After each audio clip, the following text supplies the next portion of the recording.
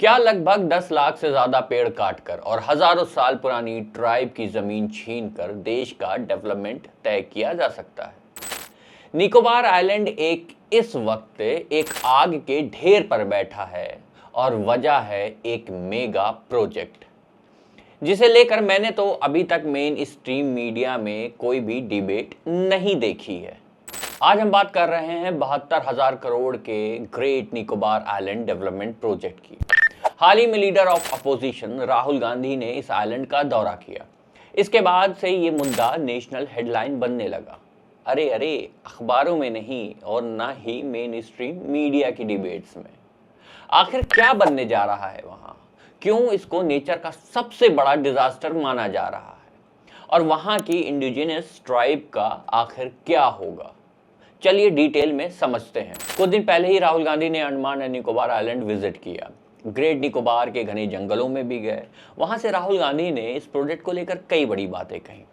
राहुल गांधी ने कहा कि डेवलपमेंट के नाम पर यहां लाखों करोड़ों के पेड़ काट दिए जाएंगे। 160 स्क्वायर किलोमीटर की रेडियस में जो भी पेड़ आएगा उसे काट दिया जाएगा।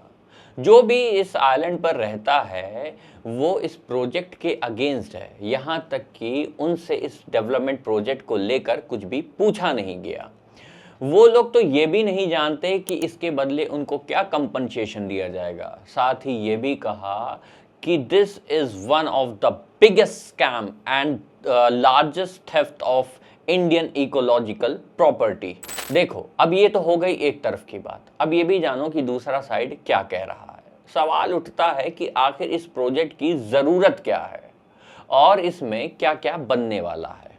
इस प्रोजेक्ट को नीति आयोग ने कंसीव किया था और इसे Andaman and Nicobar island integrated development corporation implement कर रहा है। इसका मेन पर्पस स्ट्रैटेजिक और इकोनॉमिक है। Great Nicobar island Malacca straight के बहुत करीब है। ये वही रास्ता है जहां से दुनिया का लगभग 30% ट्रेड और ऑयल गुजरता है।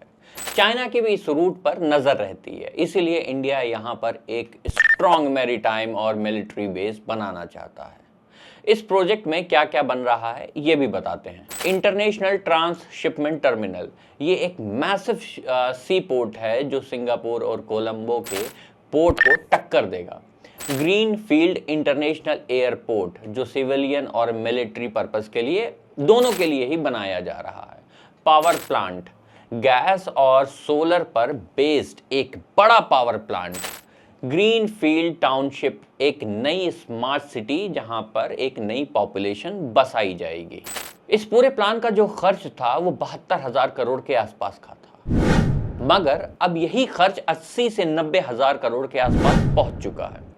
अब देखो, ये एक प्लान है जिसके तहत ये सारी चीजें होनी है, मगर इन व्हाट कॉस्ट? स्ट्रैटेजिक फायदे अपनी जगह है, लेकिन इसकी कीमत तो हमारा इन्वायरमेंट ही चुकाएगा ना। ग्रेट निकोबार एक यूनेस्को बायोस्फीयर रिजर्व का हिस्सा है। इस प्रोजेक्ट के लिए 160 स्क्वायर किलोमीटर का प्रिस्टीन ट्रॉपिकल फॉरेस्ट साफ ही कर दिया जाएगा। गवर्नमेंट डेटा और मिनिस्ट्री ऑफ एनवायरनमेंट के हिसाब से लगभग 1 मिलियन यानी 10 लाख पेड़ काट दिए जाएंगे। कुछ एस्टिमेट तो ये भी कहते हैं कि 10 लाख से ज्यादा पेड़ को मार्क किया गया है। यहाँ पर घने रेन फॉरेस्ट, मैनग्रोव और पेडेंट फॉरेस्ट पाए जाते हैं। पेड़ पौधों के साथ साथ और कौन सी स्पीशीज हैं जो खतरे में आ जाएंगी? जाइंट लेदरबैक टर्टल, यहाँ का ग्लेथिया बे इनके अंडे देने के लिए सबसे बड़ी और इम्पॉर्टेंट जगह है। अब सोचो, यहाँ पर अगर पोर्ट बन जाएगा तो इनकी नेस्टिंग की जगह खत्म हो जाएगी। निकोबार मेगापॉड, ये एक रेयर इंडेंजर्ड बर्ड है जो सिर्फ और सिर्फ इसी आइलैंड पर मिलती है। निकोबार कार्ब ईटिंग मकैक, ये खास स्पीशीज का बंदर है जो इसी आइलैंड पर पाया जाता है। और साथ ही एंडेमिक आउल, वो भी इसी जो आइलैंड है वहां पर पाया जाता है। और कोरल रीफ, इस समुंदर में कोरल रीफ और कई ऐसी फ्लोरा स्पीशीज हैं जो दुनिया में कहीं और नहीं मिलती। अब इतने बड़े डेवलपमेंट के बाद मुझे तो लगता है कि ये सारी चीजें इम्पैक्ट तो जरूर होंगी। पेड़ पौधों के अलावा एक और बहुत बड़ा मुद्दा है और वो है इंसानियत का। इस आइलैंड पर हजारों साल से दो मेन ट्राइब रहती आई हैं, शोम्पेन ट्राइब और निकोबारीज ट्राइब। जो निकोबारीज हैं वो आंड और निकोबार्स के कई हिस्सों में आपको ये ट्राइब देखने को मिल जाएंगे, मगर जो शोम्पेन ट्राइब है वो अपने आप को इस दुनिया से काफ़ी आइसोलेटेड रखती हैं और जो जंगल का अंदरूनी हिस्सा होता है ये वहाँ रहते हैं। आसपास में हो रहे डेवलपमेंट से इफेक्ट तो यहाँ भी पड़ेगा। फॉरेस्ट राइट एक्ट FRA 2006 के तहत किसी भी ऐसे प्रोजेक्ट के लिए लोकल ग्राम सभा या ट्राइबल काउंसिल का कंसेंट लेना मैंडेटरी है।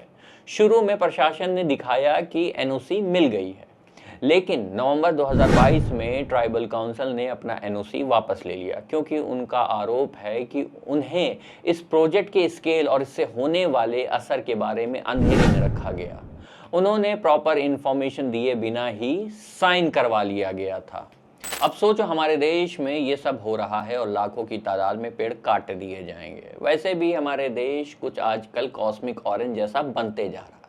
अरे अरे ये आदमी नहीं भाई, देश में टेम्परेचर बहुत ही ज़्यादा बढ़ते जा रहा है। देखो डेवलपमेंट ज़रूरी है, इसमें कोई शक नहीं है कि इंडिया को अपने बॉर्डर्स और ट्रेड रूट सिक्योर करने की ज़रूरत है, लेकिन क्या 10 लाख पेड़ों की कब्र पर रेयर स्पीशीज को इम्पैक्ट कर कर और वनरेबल ट्राइब के घर छीन कर बनाया गया मिलिट्री और ट्रेड डेवलपमेंट कहलाएगा?